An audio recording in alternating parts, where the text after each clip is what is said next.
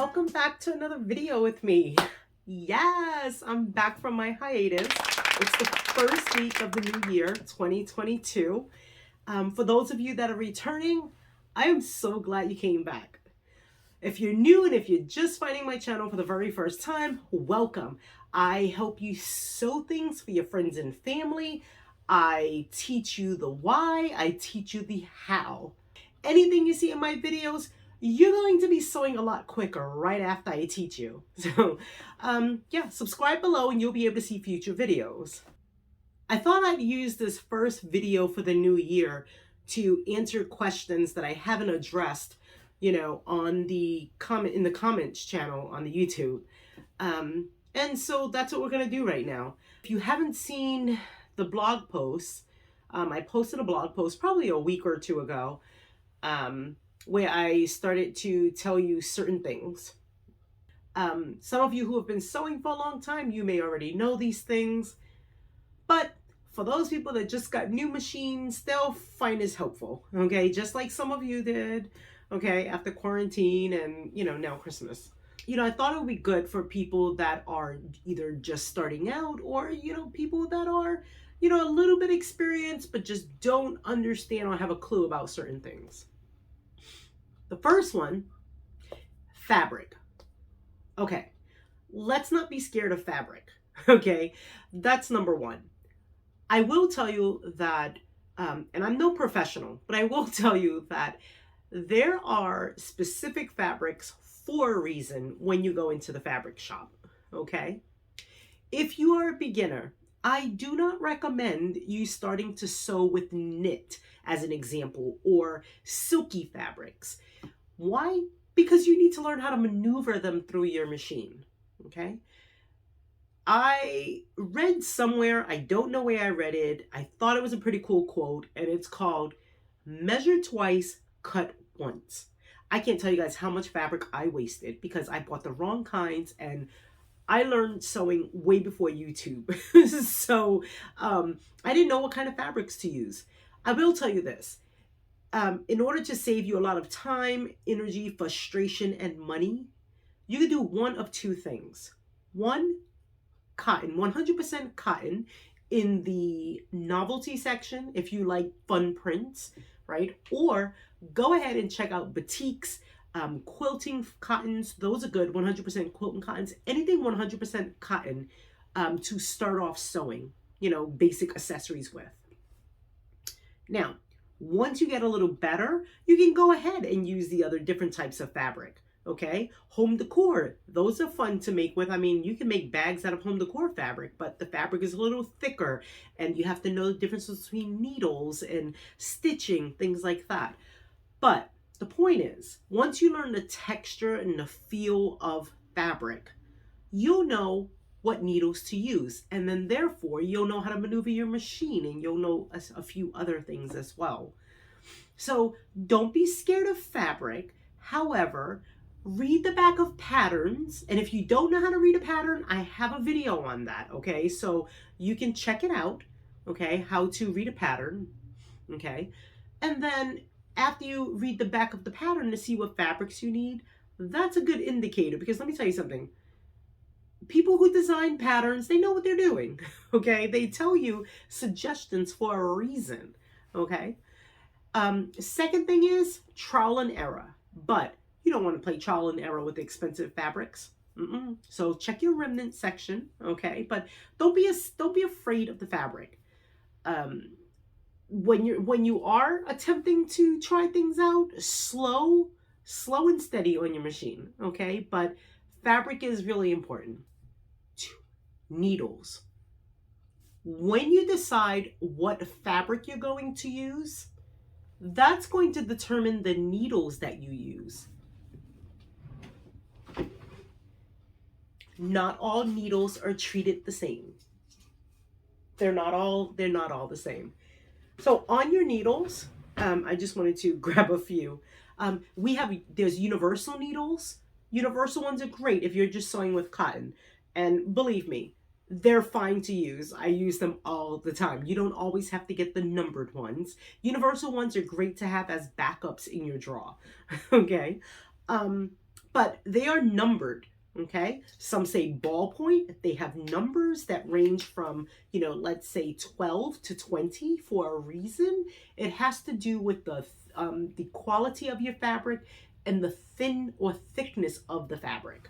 Okay, we have some that they, for instance, 75s, 90s, but the sizing, anyway, the sizing is different because you'll see two numbers on them. This video is not to get into that.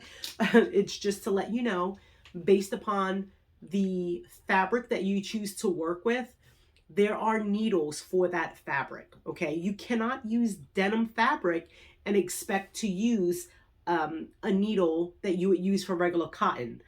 Denim is thicker. Denim lasts a lot longer. It's a tougher fabric, but that needle has to be able to go through that material. Okay, so needles are important.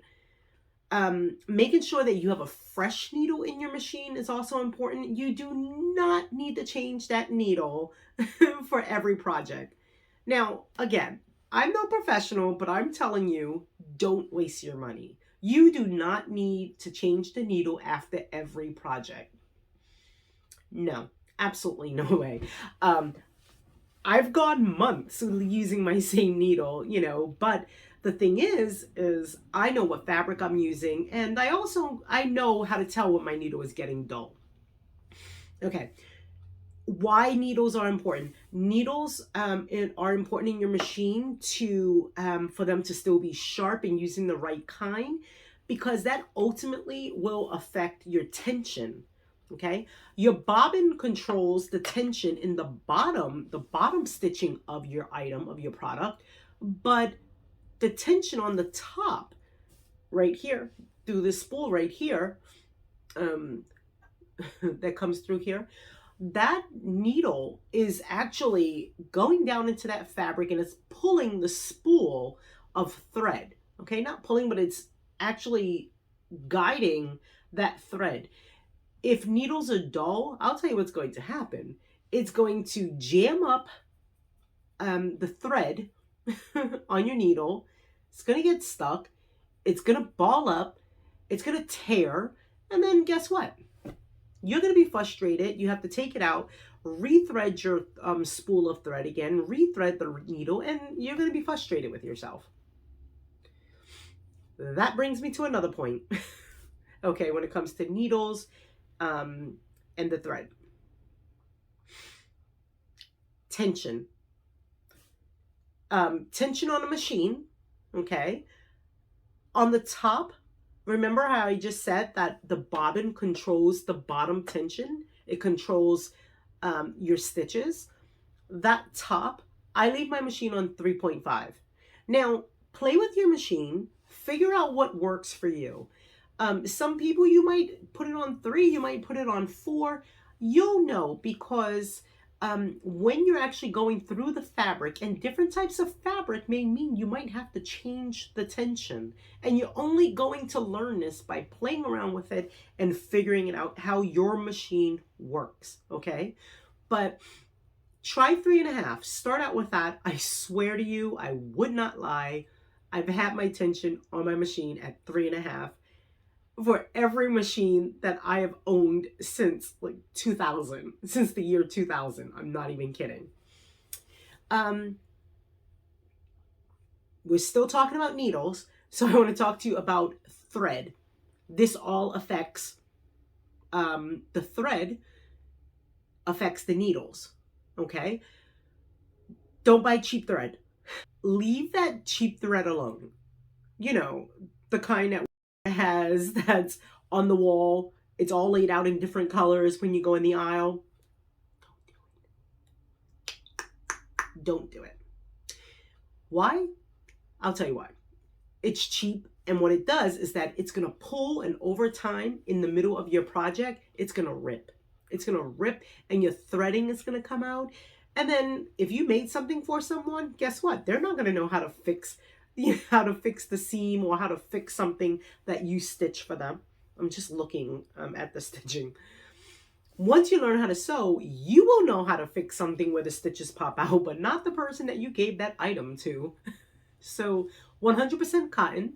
I won't get into the brands that I use. I mean, I think that's up to each and every person to purchase, to figure out what thread, but go for the 100% cotton, okay? The other thing is if you're making things that has to go in the microwave, stay away from polyester. You can only put 100% thread, 100% cotton into the microwave.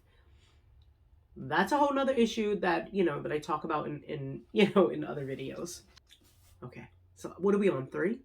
Okay. We did fabric, which led into needles, which we're talking about the quality of the product. Okay. So 3, interface. I've seen some videos, and you know what? To each his own. I'm not knocking them, but what I am going to tell you is please put interface in all of your products. Don't try to sew. Don't try to sew a zipper pouch or something with no interface. No, don't do it. Okay? I don't like these little 10-minute craft things where they show you how to use scraps and they're not putting interface in their things. Okay.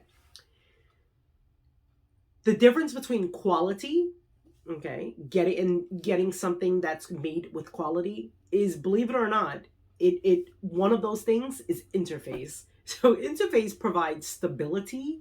It provides support for your product. Okay, support for that thing to hold up, the thickness of it. Come on. Okay, you can quote it, if you decide that you want to quote that product, but you definitely need some interface. Okay, and make sure you iron it well so that you don't have the wrinkles, that come through the fabric. Okay, I know sometimes if you're buying interface, on the bolt it looks crinkly. The trick to that is if you hold your iron to the back of it, not the sticky side, not the side that has the little bumps on it, but the back side of it. Hold your iron to that and let the heat from the iron take away your wrinkles. Trust me, it works. Okay. If you need to know a video on interfacing, I have a video on that. Check it out. I tell you the basic types. I don't get into Decoville and things like that because my channel is a beginning, guys, sorry, I'm congested. But I wanted to get my video out for the first of the new year. Ugh. Okay. Oh, that's what I was saying. Brain fog real quick. The interfacing. So if you need a video on that, go ahead. I have a video on that. Check that out. I don't get into the deep. I don't get into the whole explanation of like probably 15 of them, but I think I probably discussed like 8 of them because this is a beginner channel. So I don't know if I did Decoville and things like that. But anyway, you'll learn the basics of what you need to know. Okay. Let's move on to the next thing. Okay, stitching. When you figured out what fabric you need and what needles you're going to use, you're going to attach that fabric to the interface, right? And then what you're going to do, and I have to mention this because so many people have said to me, my fabric keeps getting stuck underneath my needle when I start. Well, the trick is you don't start at the very beginning of your fabric. No, move your fabric a little bit underneath your foot so that you're starting about a quarter of the way down and then back stitch so that it goes back. Okay, this way your foot won't grab on to the fabric at the top of it. Okay, but with the stitching, take your time, use those 2 little lines that are on your foot.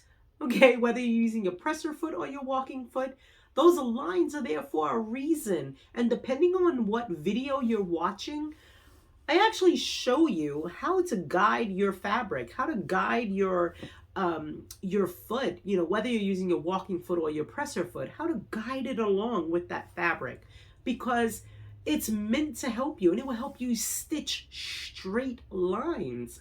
Yes, that's what it's there for. And the lines that are actually on the bed of your machine, on the table of your machine. Those lines are awesome. All right, guys, I'm getting congested. Okay, so if we're talking about the stitching, the one thing that we want to actually address, okay, well, another thing we want to address is each machine is different, but the digital portion on your machine, a good number to always sew at is 3.0. So what does that mean?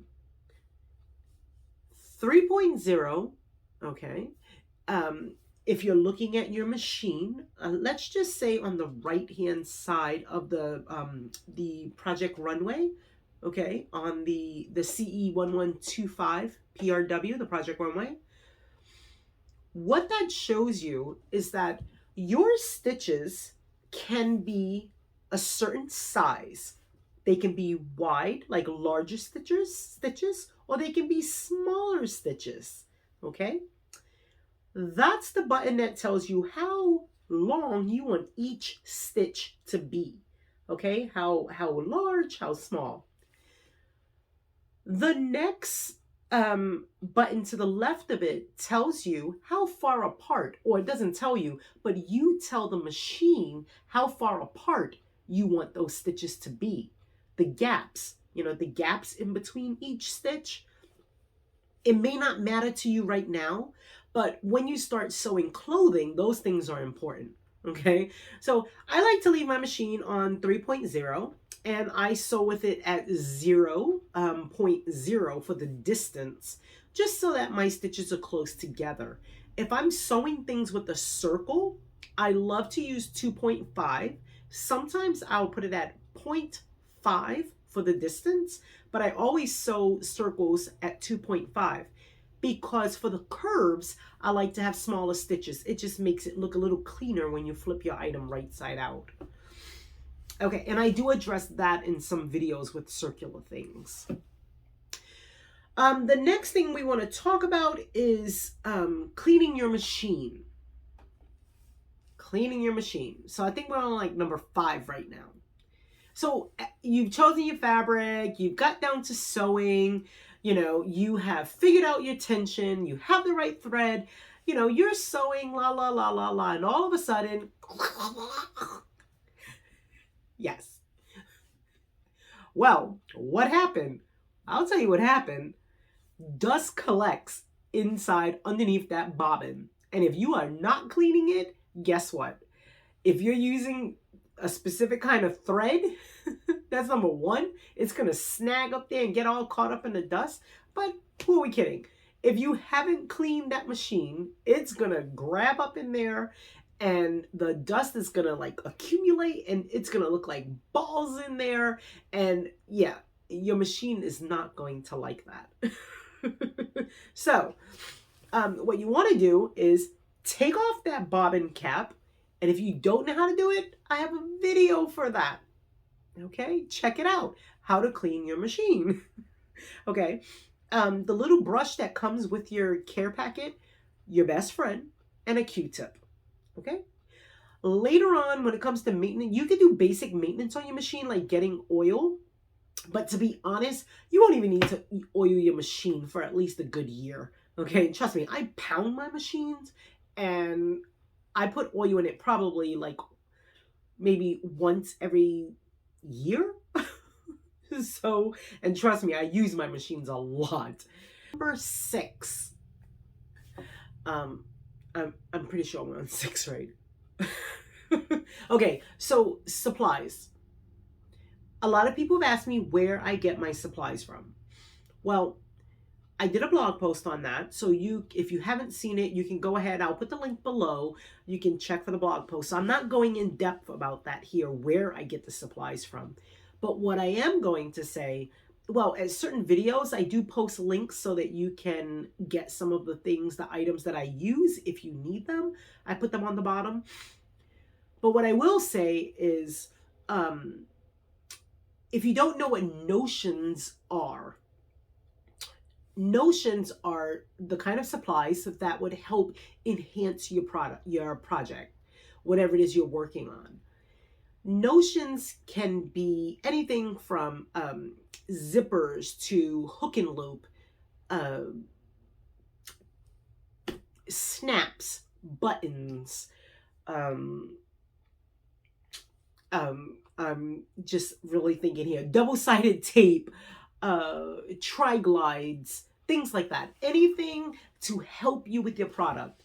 It can even be uh, seam rippers, measuring tapes, anything to help you create a project. Those are notions. Supplies, you can get away with when you first start sewing with the bare minimum. But ultimately, guess what? There are things that are going to make your life a whole lot easier and a whole lot more fun, like rotary cutter, the 18-inch flat ruler, big mats, cutting mats. You don't need these things, but let's be real. They're toys. They're fun. They're going to make your sewing projects go a lot smoother, a lot easier, and you get to have new toys. So, yeah. And then figuring out where you're going to put all these things. Number 7. 7. We're going to talk about your final product. Last impressions. Finishing your project. The thing to me is, people send me pictures of their products. I love it. I love to see that they are creating what I am making and they tell me who they made it for. But I've got to tell you, lasting impressions are important, okay? Please iron your projects. I know I tell you in videos, ironing is so important and it helps with professionalism, okay? You don't have to have like the name tags. I put name tags in my products. If you've ever seen my products, I put name tags, but if you don't have name tags, that's fine. I'm not talking about that. I'm talking about what makes your item look professional. Poke out those corners when you flip fabrics. If you don't have a poker, use a pencil, the eraser on a pencil, or use a chopstick. They're free at the Chinese restaurant. Like, poke out your corners. When you use zippers, poke the edge out so that your zipper is not rounded. Okay? Iron, please iron. Because after you flip fabric, guess what? It's all wrinkly. And if you have already gone and sewed up the inside of your lining, whatever it is that you're sewing, yeah, we want it to look good.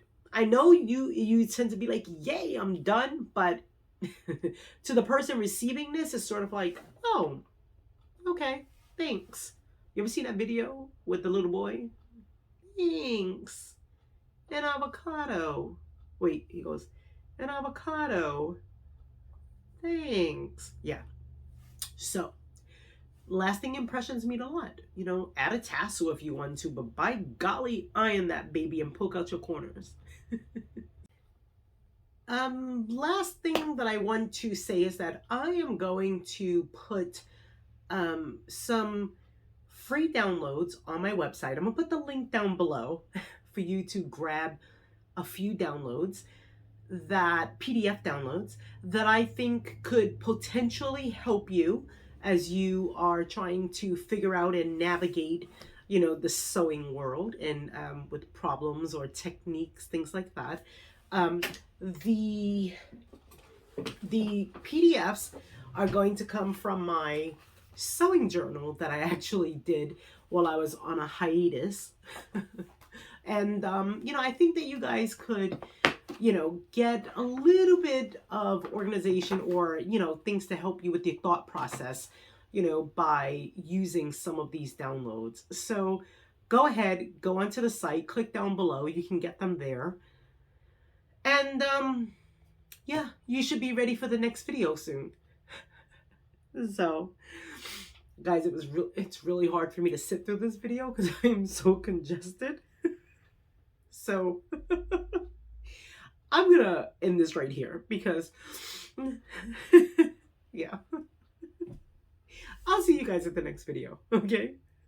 Get the downloads, watch the other videos that I put up there, that I linked to, and hopefully they'll be able to help you, okay? But I'll see you back with getting ready to be sewing pretty soon, okay? Bye, guys. All right, so Welcome to 2022. I'm back and I will have some new tutorials for you.